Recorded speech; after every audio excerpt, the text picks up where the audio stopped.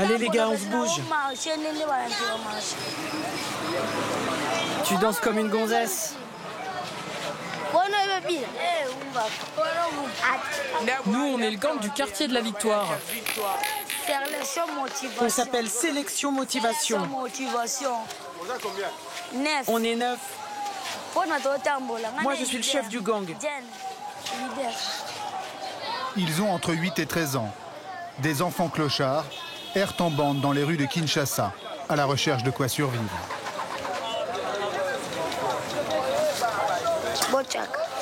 Alors les clodos, on joue les vedettes aujourd'hui?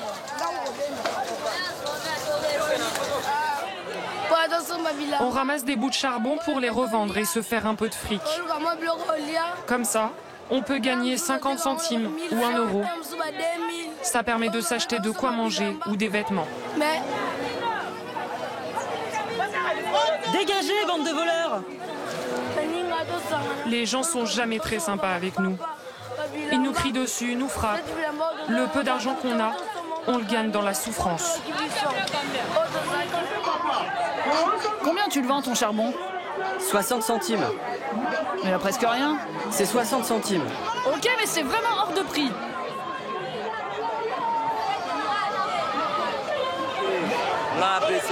On répartit toujours entre nous l'argent qu'on a récolté. Chacun sa part. Vas-y, distribue l'argent.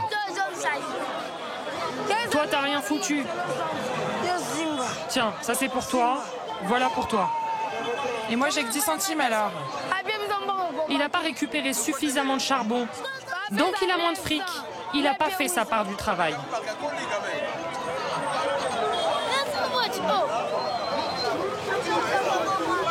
Toi, tu te gardes 20 centimes et nous, on a la moitié. Bah, t'avais qu'à te bouger et ramasser plus de charbon. T'es vraiment un escroc. Le QG du gang de la Victoire, ce sont les bords d'une rivière puante. Ils appellent ça la plage. Ils vivent ensemble pour mieux se protéger des bandes rivales. Si quelqu'un attaque l'un d'entre nous, on se met tous ensemble et on le fracasse.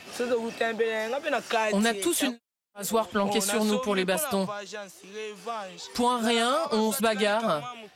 Si un autre gang nous traite de petits ou nous regarde de travers, alors on les...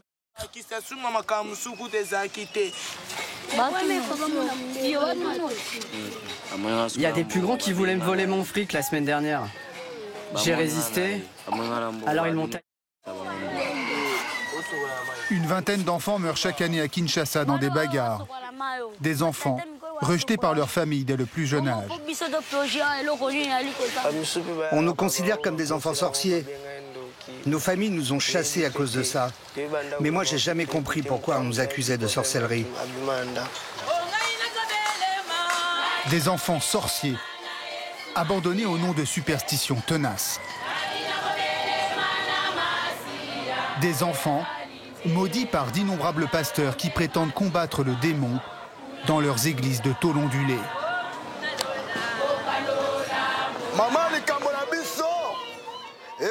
Tous les problèmes que vous rencontrez, toutes vos angoisses, Dieu me les a révélés.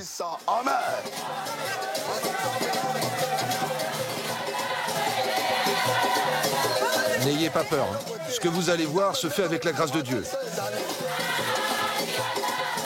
Chaque dimanche, tous les enfants de la paroisse doivent se présenter devant les évangélistes pour vérifier à coups d'eau bénite que le mauvais esprit ne s'est pas emparé de leur âme.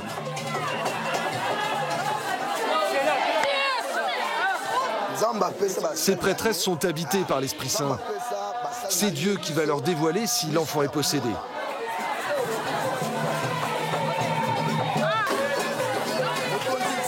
Seigneur Tout-Puissant, donne-moi la force de sauver cet enfant. Toi, le Créateur de toutes choses, protège cet enfant du malin. Détruis le mauvais esprit qui a pénétré son corps et garde-le auprès de toi.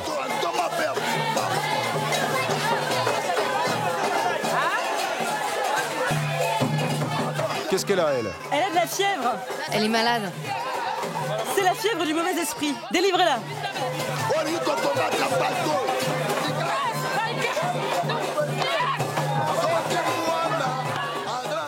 Si un enfant est possédé, la sorcellerie va introduire la maladie dans sa famille. Cela peut provoquer la mort des parents ou des frères et sœurs. Quelqu'un en bonne santé peut mourir du jour au lendemain. Un papa qui a une bonne situation peut perdre son travail sans raison. La sorcellerie, c'est vraiment dangereux. Les parents d'enfants sorciers, vous restez ici. Les enfants déclarés sorciers devront suivre un programme de délivrance payant. Mais dans certains cas, les familles paniquent et jettent leur enfant à la rue. Ça m'inquiète beaucoup que ma fille soit possédée. Le malheur risque de s'abattre sur moi. Mais tu te doutais que ta fille était ensorcelée. Est-ce que les églises portent une responsabilité dans les nombreux abandons d'enfants? Je vais vous expliquer.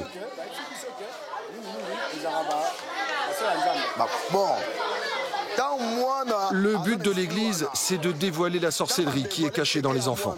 Pas qu'ils soient chassés de chez eux. Abandonner un enfant, c'est un péché.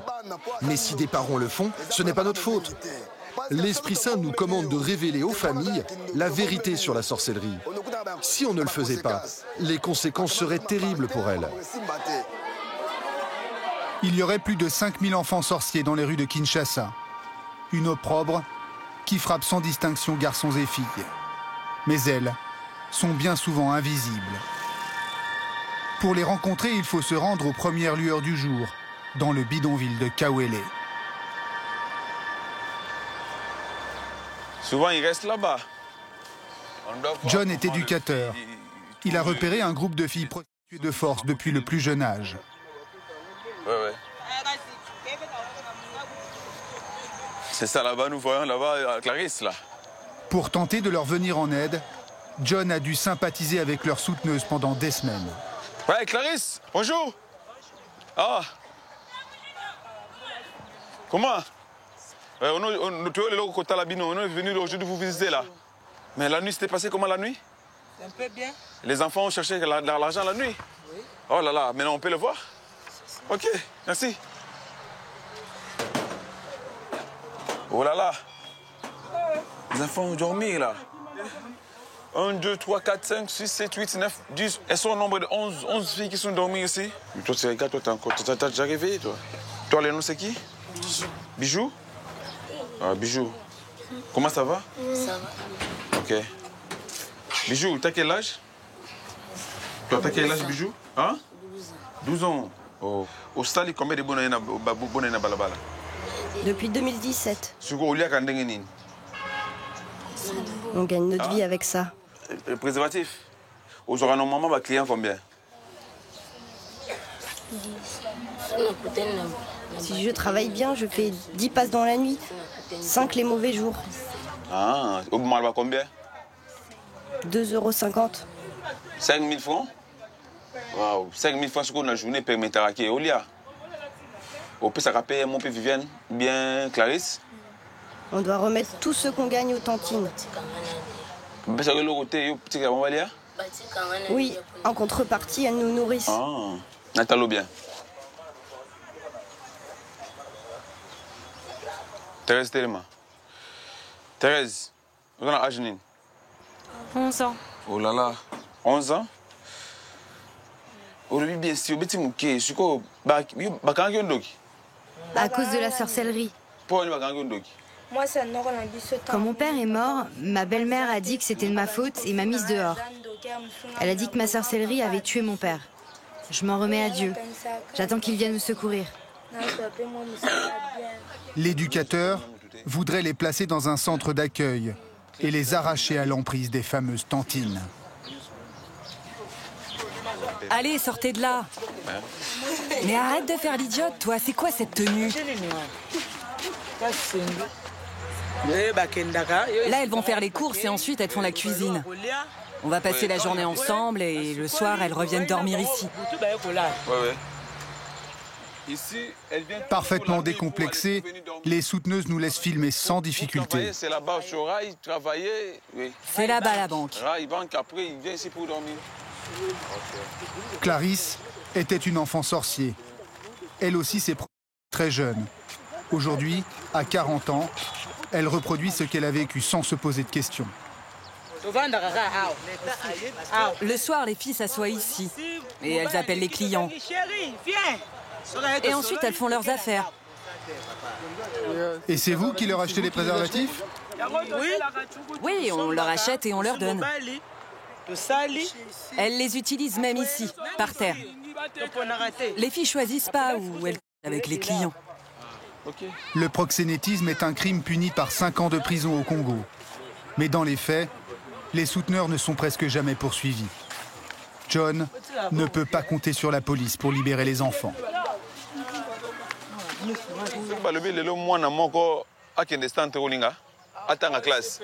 Bah oui, on serait d'accord. Il y a tellement d'enfants dans la rue. Ouais, ce serait bien qu'elles aillent à l'école plutôt que de se pervertir. Ouais, pourquoi pas. Par contre, si tu veux emmener une fille, il faut nous payer. Faut nous dédommager.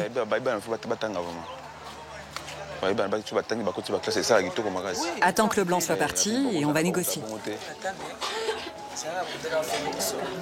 Dans leur cabane, les souteneuses proposent à John un marché sordide. 100 $ pour chacune des filles libérées.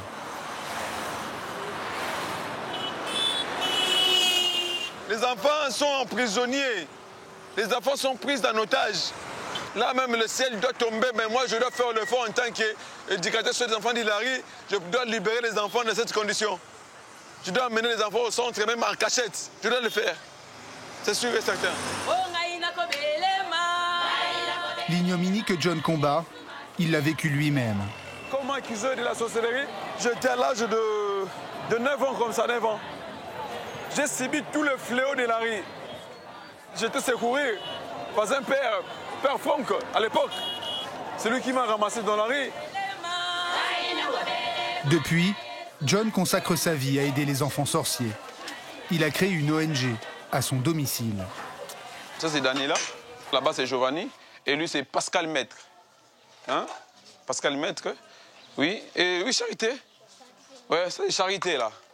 Ça, c'est mes enfants, moi. Pour imiter. Pour imiter, tant que vidéo, on va gagner ça mon sous. Il y a Damas. Tant que vidéo, on va dégon, on va ça mon sous. Durable. On fait dans la vidéo, on va dégon, on peut dans le monde. John accueille 18 enfants qu'il a récupérés dans la rue. Ils attendent ici que des places se libèrent dans l'un des 10 centres d'accueil pour mineurs de la ville. 5 ans, lui, c'est 7 ans.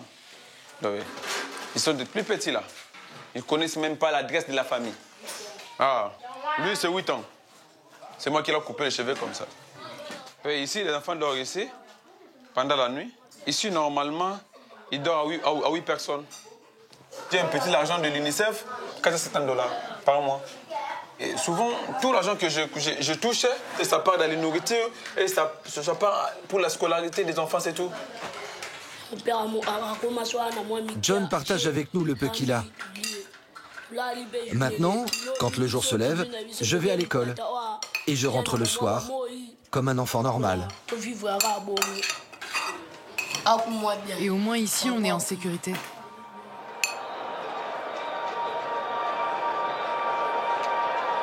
Pour les enfants du gang de la Victoire, ni sécurité ni école, et un seul loisir. Le match du dimanche. Même si aucun d'entre eux n'a les moyens de payer le billet. J'ai sauté par-dessus les grilles du stade. Je peux te dire que je les ai bien feintés, les flics.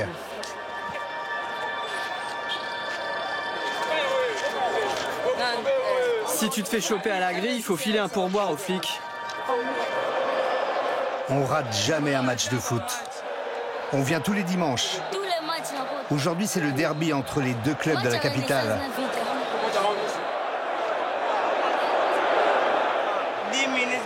Je parie qu'on va leur mettre 2 buts en 10 minutes. Notre milieu de terrain, il est bon, hein. Il dribble comme un dieu. Comme ses camarades, Isaac, le chef de la bande, n'est pas venu uniquement pour regarder le match. Je me suis fait 8 € depuis que je suis arrivé. L'argent d'hier, on l'a déjà dépensé. Alors on vole, on repère un type dans la foule, on l'entoure et on lui fait les poches discrètement. Allez, maintenant je regarde le match.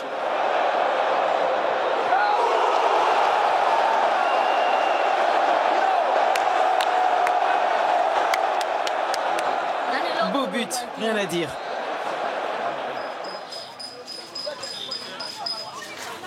Avec l'argent des vols et des petits boulots, les enfants se cotisent pour s'offrir un repas par jour. Vas-y, fais une belle flamme. Ça y est, ça prend. Et Péli.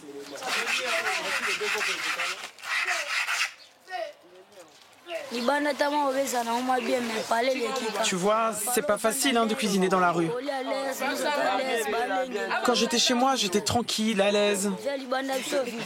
On s'occupait de moi et je mangeais bien. Dans ces moments-là, je pense souvent à mon père et à ma mère. J'aimerais tellement rentrer chez moi. Isaac a 13 ans. Il en avait 7 lorsqu'il a été accusé de sorcellerie et chassé de chez lui. Quand ma grande sœur est morte, à l'église, le pasteur a dit à ma famille que c'était ma faute. Il a dit que ma sorcellerie avait mangé ma sœur. Alors ma mère m'a chassé en criant « Va-t'en, sorcier, va-t'en ».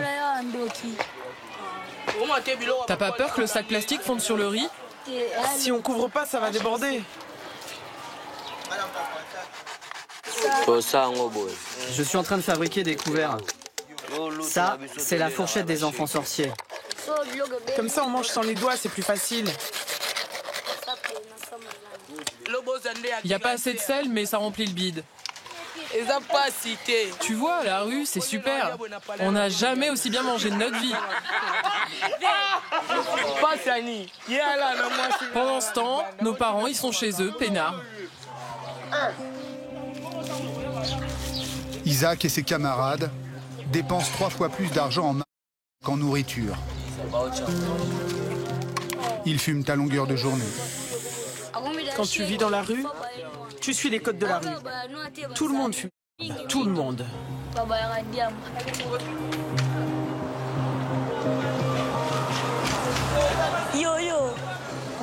Voilà, c'est ici qu'on dort en ce moment.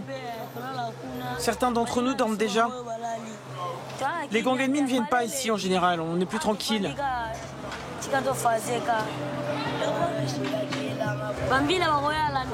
Et puis il y en a toujours qui restent éveillés pour guetter les rondes de police. S'ils nous voient, ils nous mettent pour qu'on dégage. Alors on siffle pour réveiller les autres et on court.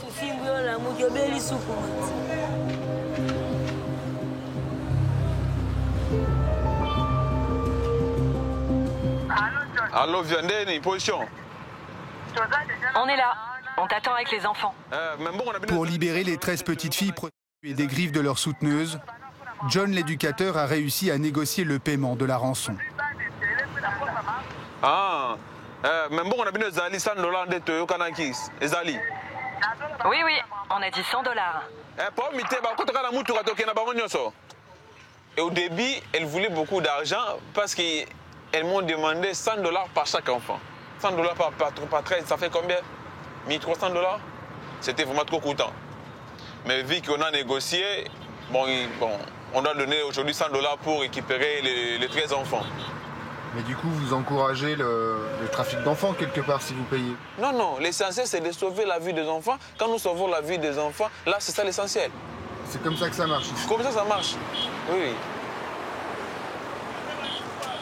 John a prélevé les $100 sur un fonds d'urgence qu'il avait initialement reçu pour faire de la prévention contre le Covid. Bonjour, bonjour. Et Fatou. Toi, c'est qui? Hein? Isa? Tu vas en prendre combien? Pas 100 pour la bola mon abino, hein? Bon, temps à tic. 1, 2, 3, 4, 5, 6, 7, 8, 9, 10, 11, 12, 13. Ok. Toi, ok, non? Bon, après? Mais toi qui n'as pas sur Clarisse. Ouais, mais n'oublie pas notre arrangement. On a libéré Bendeni. Allez, donne-nous l'argent maintenant. Va vérifier non qui était.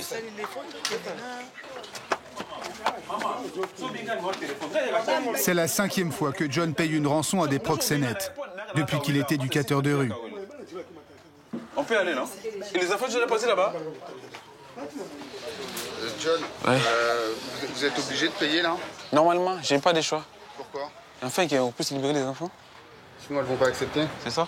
J'ai pas de choix. Moi, mon sensei, j'avais dit ça, c'est de sauver les enfants. Voilà, 13 enfants, c'est déjà beaucoup là. 13 enfants, c'est déjà beaucoup. Enfin, on part d'ici. On est sauvés. Allez, venez.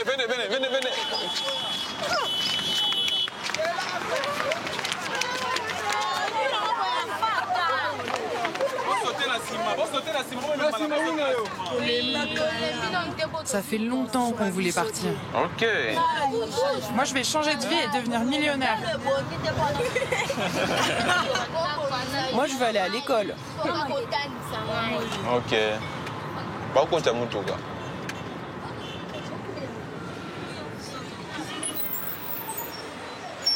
Hey, bienvenue. Fanny est chargée de l'accueil des enfants dans ce centre d'État, installé à l'arrière d'une école et financé par l'UNICEF. Je vais vous faire visiter. Voilà, ici c'est le dortoir des filles. Mais c'est temporaire. Vous allez rester ici le temps qu'on vous trouve un meilleur logement plus durable. Vous comprenez? L'étape d'après, c'est le placement en centre d'hébergement longue durée ou en famille d'accueil. Mais Fanny sait que beaucoup d'enfants décident de retourner dans la rue après seulement quelques jours ici. Elle compte sur son histoire pour convaincre les filles de rester. C'est possible de sortir de la rue, j'en suis la preuve vivante. Mon père et ma mère se sont séparés quand j'avais 13 ans. On m'a emmenée à l'église. Ils ont dit « Au nom de Jésus ». Au nom de Jésus, au nom de Jésus. Mes parents voulaient chasser le démon qui était en moi. En réalité, c'est moi qui le chassais. Je ne compte pas le nombre d'hommes avec lesquels je me suis prostituée. Mais regardez, cette année, j'ai fêté mon 13e anniversaire de mariage. Et je n'ai qu'un seul homme dans ma vie. Tout le monde a été servi? Moi, j'ai pas eu de thé. On va t'en apporter.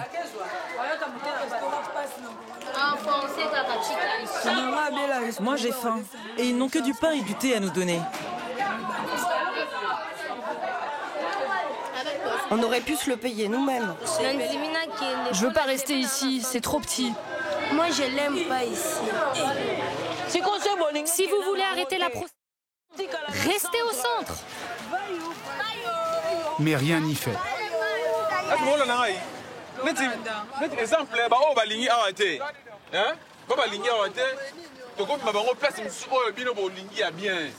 Il y a de la sorcellerie ici. J'ai attrapé la fièvre dès que j'ai franchi la porte. Regardez, les tantines sont là. Elles sont venues jusqu'ici. On peut pas vous forcer. Vos tantines rôdent au coin de la rue pour vous ramener. C'est à vous de voir. On y va, John. Dans la vie, il faut faire des choix.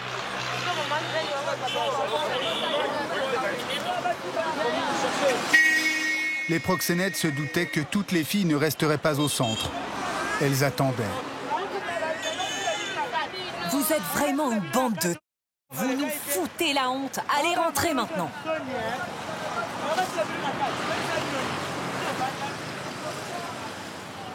Ne te décourage pas, John. C'est ça la vie, on n'y peut rien. Et puis là maintenant, elles vont commencer encore à les maltraiter. En fin de compte, elles vont encore aller se tuer pour elles. Et l'État est en train de regarder tout ça. C'est dommage, quoi. Sauver ces enfants qui ont passé des années dans la rue, une mission presque impossible. Mais Fanny et John ne désespèrent pas. Sur les 13 filles libérées, 2 ont accepté de rester au centre. Toi, c'est Asie? Isa. Le père et la mère d'Isa, 14 ans, sont décédés. Fatou, tu as fait le bon choix. Fatou, 14 ans elle aussi, a été mise sur le trottoir par ses propres parents. T'es allé à l'école? J'ai arrêté en CM2. Mes parents et tous ceux qui me traitaient de sorcière ou qui m'insultaient, eh bien un jour, ils me verront au volant d'une belle voiture.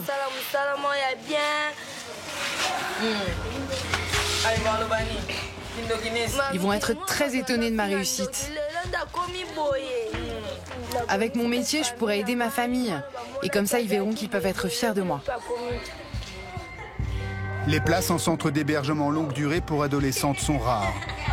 Il n'y en a que 65 pour toute la ville de Kinshasa.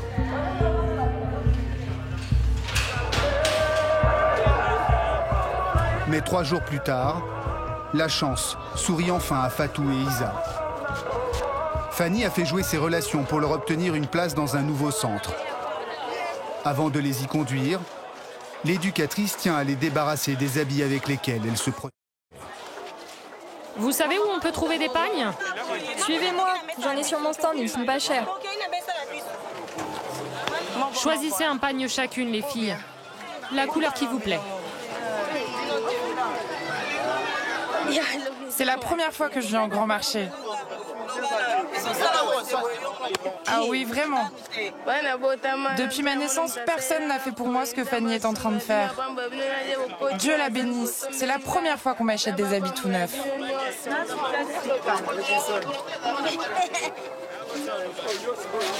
Elle doit se sentir révalorisée. Bonjour, maman. Qu'elle se sente qu'elle est un enfant comme tous les autres. À 14 ans, elles ont droit à faire les shops, non? T'aurais pu me faire un prix quand même, c'est pour la bonne cause. À partir d'aujourd'hui, Isa et Fatou seront logés ici jusqu'à leur majorité. Merci.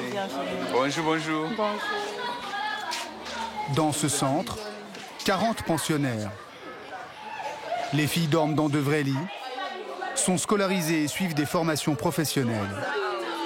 En contrepartie, Isa et Fatou devront observer des règles de vie strictes. Ici, c'est interdit de se battre ou d'insulter les autres, et encore moins de voler. C'est compris? Hein, c'est compris? Vous n'avez pas le droit de sortir du centre sans autorisation. Je sais que vous pouvez réussir. Mais si vous abandonnez et que vous retournez à la rue, c'est fini. On ne vous reprendra pas ici. Au centre, il y aura des moments difficiles. Mais vous ne devez pas vous décourager. 3 jours plus tard, Isa a fait le mur en pleine nuit. Fatou l'a suivi le lendemain.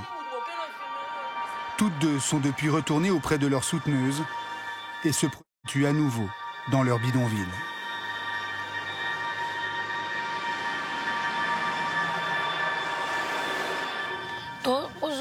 Faut tourner au bout de cette avenue. Ma mère travaille sur ce marché. Aujourd'hui, Isaac va peut-être retourner dans sa famille. Depuis quelques semaines, l'enfant exprime son envie de rentrer à la maison. John lui a proposé son aide. 6 ans. 6 bonnes années. Ok. Moi, je la reconnaîtrais. John part en éclaireur pour tenter de convaincre la mère de reprendre l'enfant sorcier qu'elle a rejeté.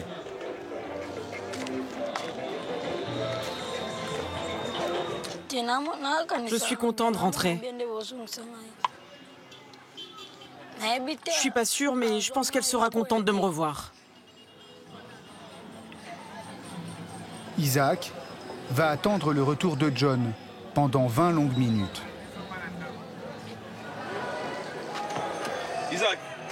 Isaac, tu dors? Mais c'est peine de déguer moko. Ah? Ah ok, c'est un mot bien la vie non. Ah il faut que boisa. Ok.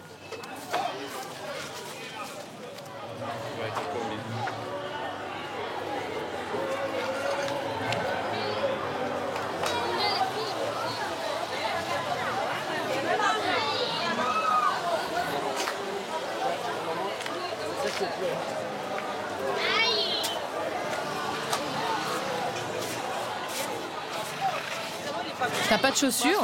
Non, j'en ai pas.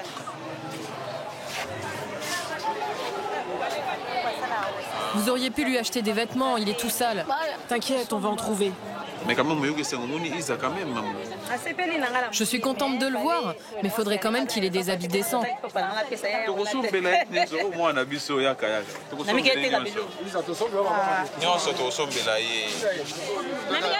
Qu'est-ce que vous regardez? Retournez à votre travail, c'est pas vos oignons. Allez, fichez le camp, c'est pas vos affaires. C'est un voleur. Oh, ça gamutu.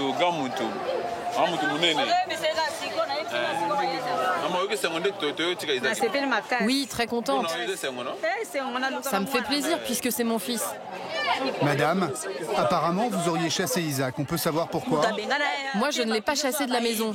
Tout le monde le sait dans le quartier. Je ne l'ai pas abandonné. C'est lui qui a décidé de partir. On n'est pas des sauvages, on travaille dur. C'est Isaac qui a voulu aller vivre dans la rue. Regardez vous-même.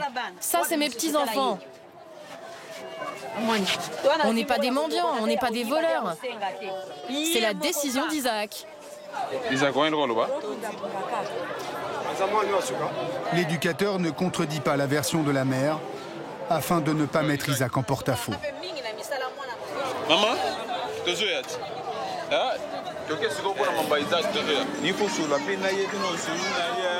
pour qu'elle accepte plus facilement de reprendre son fils, John va le rhabiller de la tête aux pieds.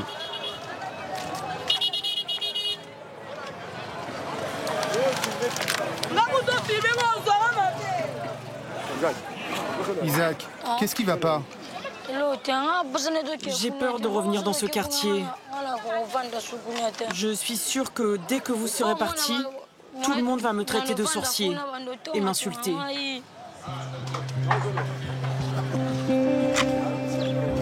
Un mois après notre tournage, Isaac habitait toujours chez sa mère. John lui rend visite chaque dimanche et veille à ce que personne dans le quartier ne l'accuse plus de sorcellerie.